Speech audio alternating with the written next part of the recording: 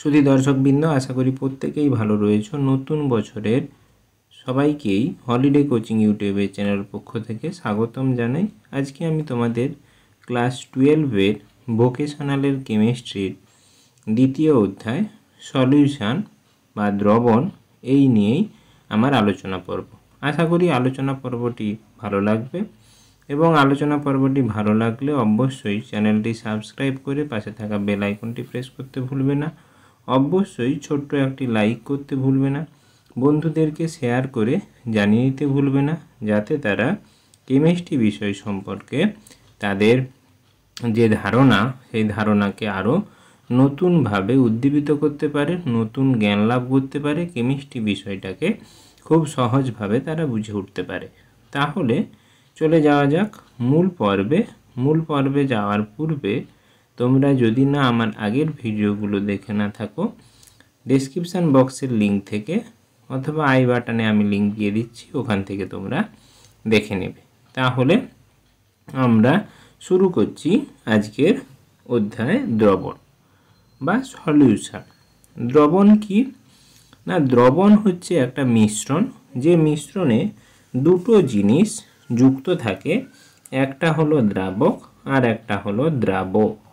দ্রাবক কাকে বলে না, যে বিশেষ বস্তু বা যে বিশেষ জিনিসের মধ্যে অপর একটা জিনিস দ্রবীভূত হয়, তখন যাতে ওই জিনিসটা দ্রবীভূত হচ্ছে তাকে বলা হয় দ্রাবক। আর যে জিনিসটা ওতে দ্রবীভূত হচ্ছে হয়ে তার অবস্থা দ্রাবকের যে অবস্থা, সে গ্যাস, তরল, গ্যাসীয় অবস্থাতে পরিণত হতে পারে, তখন সেই যে বস্তুটা ওতে মিশছে তাকে বলা হয় দ্রাবক, আর যাতে মেশানো হচ্ছে তাকে বলা হয় দ্রাবক। উদাহরণ সাহায্যে আমরা যদি বোঝার চেষ্টা করি, দ্রবণের জল চিনির দ্রবণ। জল চিনির দ্রবণ আমরা প্রত্যেকেই করতে পারি, প্রত্যেকেই বাড়িতে জল চিনির দ্রবণ কোনো না কোনো কাজে ব্যবহার আমরা করে থাকি। সেই জল চিনির দ্রবণে জলে যদি আমরা চিনি মেশাই, তাহলেই কিন্তু কিছু সময় পরে জল চিনির সমসত্ব মিশ্রণ পেয়ে যাব। যেখানে জলে যেহেতু চিনি মিশছে, তাই যে জিনিসটা মেশানো হচ্ছে চিনিটি হলো দ্রাবক বা একে বলা হয় সলুট, এবং জলে যেহেতু চিনি মিশছে তাই জল হলো দ্রাবক বা সলভেন্ট। এরপরে বিশেষ বিশেষ কিছু ক্ষেত্রে সলভেন্ট এবং সলুটের কিছু বিশেষ ক্রাইটেরিয়া রয়েছে, যেগুলো আমরা পরে জানার চেষ্টা করব। আজকে আমরা দ্রবণের এর পরবর্তী অংশে শ্রেণীবিভাগ সম্পর্কে জেনে নেই। টাইপস অফ সলিউশন, অর্থাৎ তোমাদের দ্রবণের শ্রেণীবিভাগ। এই দ্রবণকে মিশ্রিত পদার্থ এবং দ্রাবক মাধ্যমের উপরে নির্ভর করে মোটামুটিভাবে দ্রবণের শ্রেণীবিভাগ করা হয় 5টি ভাগে। কঠিন পদার্থের দ্রবণ, অর্থাৎ কোনো তরল মাধ্যমে যদি কোনো কঠিন পদার্থ দ্রবীভূত হয় বা মিলিয়ে যায়, তখন তাকে বলা হয় সেই দ্রবণকে কঠিন পদার্থের দ্রবণ। যেমন একটু আগেই আমরা জানলাম জল চিনির দ্রবণের মধ্যে জল ছিল তরল, চিনি কঠিন।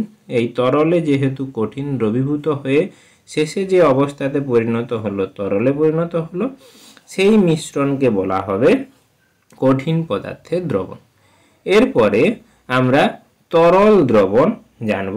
তরল দ্রবণ কাকে বলে বা লিকুইড সলিড, যদি দুটো তরল পরস্পর যুক্ত হয়ে যে মিশ্রণ তৈরি করে তাকে বলা হয় তরল দ্রবণ। যেমন উদাহরণ আমরা নিয়েছি জল একটা তরল, আর সালফিউরিক অ্যাসিড বা H2SO4 এটিও তরল।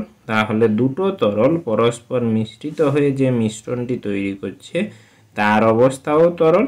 এখানে জল এবং সালফিউরিক অ্যাসিডের মিশ্রণ বা হাইড্রোজেন বা H2SO4 এর মিশ্রণ হলো তোমার তরল দ্রবণের উদাহরণ।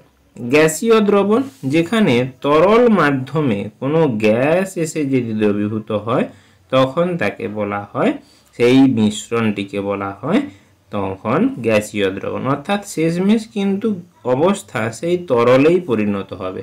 যেমন এখানে একটি উদাহরণ দেওয়া রয়েছে, জলের সঙ্গে অ্যামোনিয়া গ্যাসকে দ্রবীভূত করা হলো। তাহলে কিছু পরিমাণ অ্যামোনিয়া গ্যাস জলের ভেতরে প্রবেশ করবে বা জলে দ্রবীভূত হবে, তখন যে মিশ্রণটি তৈরি হচ্ছে সেটা শেষ অবস্থা তরলে পরিণত হচ্ছে, সেটি হলো গ্যাসীয় দ্রবণের উদাহরণ, যেখানে তরলে গ্যাস এসে যুক্ত হচ্ছে। এবারে গ্যাস মিশ্রণ, এখানে কিন্তু মিশ্রণ বলছি। গ্যাস মিশ্রণ কি না, যেখানে গ্যাসগুলো পরস্পর এসে যুক্ত হয়ে তার যে অবস্থা তৈরি করবে সেই অবস্থাটাও কিন্তু শেষমেশ মিশ্রণের অবস্থা, মিশ্রণের অবস্থাও কিন্তু গ্যাসে পরিণত হবে। অর্থাৎ আমি যদি বলি বায়ুতে কিন্তু বিভিন্ন ধরনের গ্যাসিয়াস অবস্থায় রয়েছে, nitrogen, oxygen, carbon dioxide, carbon monoxide, helium, sulphur dioxide, বিভিন্ন গ্যাস রয়েছে। এগুলো প্রত্যেকেই গ্যাসিয়াস অবস্থাতে যুক্ত হয়ে শেষমেশ যে মিশ্রণটি তৈরি করছে সেটাও গ্যাসে পরিণত হচ্ছে। তাহলে এক্ষেত্রে কিন্তু গ্যাস মিশ্রণের উদাহরণ হলো বায়ু। কঠিন মিশ্রণ, যেখানে দুটি কঠিন পদার্থ পরস্পর যুক্ত হয়ে যে পদার্থটা তৈরি করবে সেটাও মিশ্রিত পদার্থটি সেটাও কঠিনে পরিণত হবে, তখন সেরকম পদার্থকে বলা হয় কঠিন পদার্থ। যেমন উদাহরণ ব্রোঞ্জ হলো যে সংকর ধাতুর উদাহরণ, আমরা প্রত্যেকেই জানি। এই ব্রোঞ্জ সংকর ধাতুতে রয়েছে তামা এবং টিন। এই তামা এবং টিন যুক্ত হয়ে, তামা এবং টিন দুটোই কঠিন, পরস্পর যুক্ত হয়ে ব্রোঞ্জ যে তৈরি হলো সেটাতেও একটি কঠিন পদার্থ। এটা হলো কঠিন মিশ্রণের উদাহরণ। সার্বজনীন দ্রাবক সম্পর্কে আমরা জানব। সার্বজনীন দ্রাবক কি না, যে দ্রাবকে প্রায় বেশিরভাগই দ্রবীভূত হতে পারে, দ্রবীভূত হতে পারে, সেই দ্রাবককে বলা হয় সার্বজনীন দ্রাবক। সার্বজনীন দ্রাবক বা ইউনিভার্সাল সলভেন্ট বলা হয় ওয়াটারকে বা জলকে বলা হয় ইউনিভার্সাল সলভেন্ট। কারণ জল হচ্ছে সাধারণ অবস্থায় তরল, এই তরলের সঙ্গে বিভিন্ন OH বন্ধন, NH বন্ধনে থাকা বিভিন্ন যৌগ বা মৌল তরলে দ্রবীভূত হতে পারে, এবং জল তরল থাকে যে তাপমাত্রায় 0 ডিগ্রি সেন্টিগ্রেড থেকে 100 ডিগ্রি সেন্টিগ্রেড পর্যন্ত। এই বিস্তর মাধ্যম বা টেম্পারেচার বা তাপমাত্রার যে পার্থক্যের মাধ্যম সেটা অনেক বড়, বিস্তৃত। এই বিস্তৃত হওয়ার জন্যই জল সাধারণত বলতে পারি সার্বজনীন দ্রাবক হিসাবে ব্যবহার করা হয়, এবং জলে বিভিন্ন ধরনের গ্যাস, যুক্ত যৌগ বা হাইড্রোজেন বন্ধন তৈরি করতে পারে। এর ফলে জলকে আমরা সার্বজনীন দ্রাবক বা ইউনিভার্সাল সলভেন্ট হিসাবে জানব। দ্রবণের বৈশিষ্ট্য, আমরা যে দ্রবণ নিয়ে কথাগুলো বলছি সেই দ্রবণের কিছু বিশেষ ক্রাইটেরিয়া রয়েছে। সেই বিশেষ ক্রাইটেরিয়াগুলো কি কি না, দ্রবণে যে দ্রাবকের অণুগুলো মিশ্রিত হবে, মিশ্রণে যে সমসত্ব মিশ্রণ তৈরি হবে, সেখানে দ্রাবকের অণুগুলোর ব্যাস 10⁻⁸ সেমিরও কম হতে হবে দ্রাবর ব্যাসগুলি। তাহলে দ্রাবর অণুর ব্যাস কিন্তু 10⁻⁸ সেমির কম হতে হবে।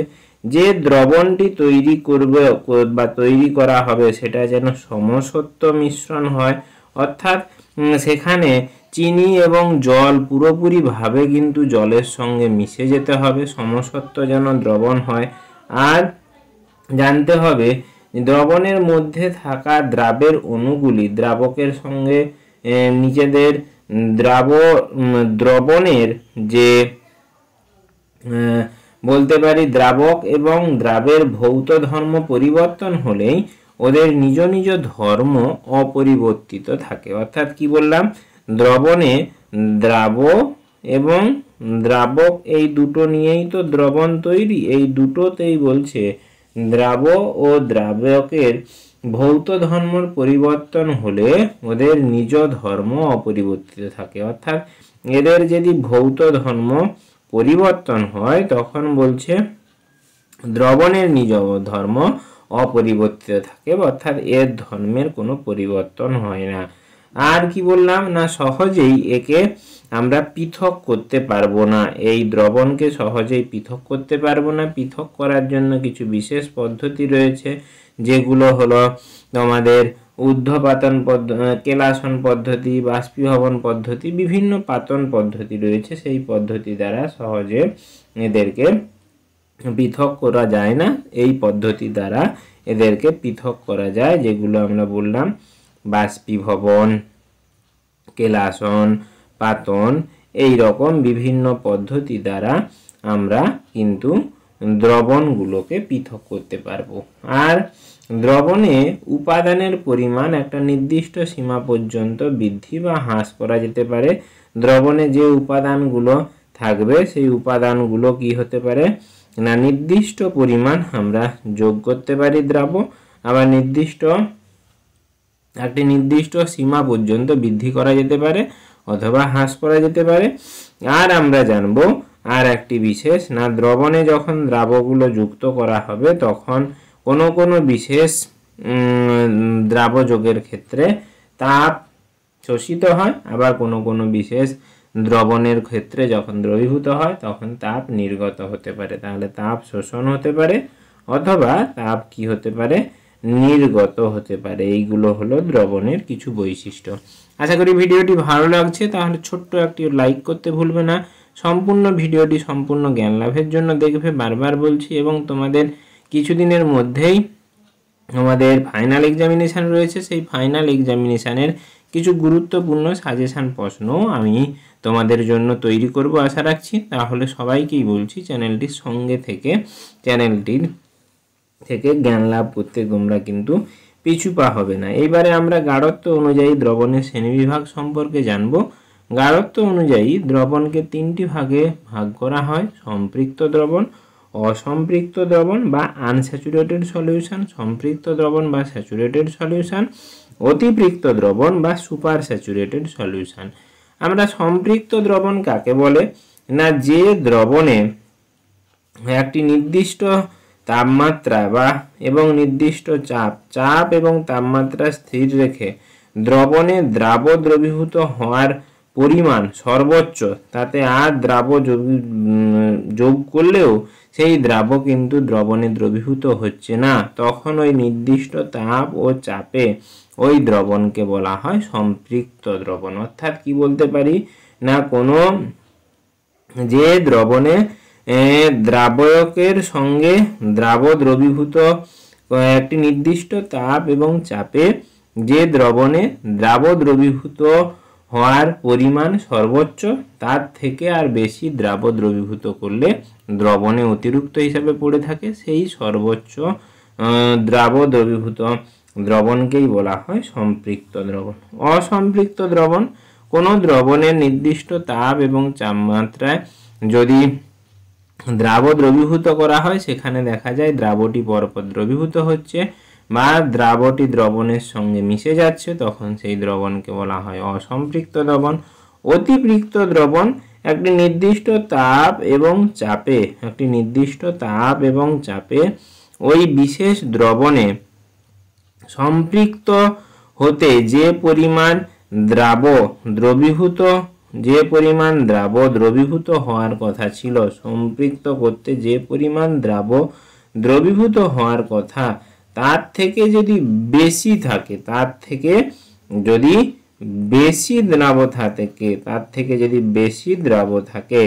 তখন সেই দ্রবণকে বলা হয় অতিপৃক্ত দ্রবণ। তাহলে অতিপৃক্ত দ্রবণ কাকে বললাম না, যে দ্রবণে একটি নির্দিষ্ট তাপ এবং চাপে দ্রবীভূত হওয়ার পরিমাণ নির্দিষ্ট থাকে বা সম্পৃক্ত হতে যে পরিমাণ দ্রবীভূত হওয়ার কথা তার থেকে যদি বেশি পরিমাণ দ্রবীভূত থাকে, তখন সেই দ্রবণকে বলা হয় অতিপৃক্ত দ্রবণ। এই অতিপৃক্ত দ্রবণ কিন্তু খুবই অস্থায়ী। অতিপৃক্ত দ্রবণকে যদি আমরা কোনোভাবে তাপ এবং দ্রবণকে যদি একটু নাড়িয়ে দেই, তাহলে সেখান থেকে কিন্তু দ্রাব পৃথক হয়ে যাবে। আশা করি ভিডিওটি ভালো লেগেছে। ভালো লেগে থাকলে অবশ্যই চ্যানেলটি সাবস্ক্রাইব করে পাশে থাকা বেল আইকনটি প্রেস করতে ভুলবে না। সবাইকেই হলিডে কোচিং ইউটিউবের চ্যানেলের পক্ষ থেকে ধন্যবাদ। নমস্কার।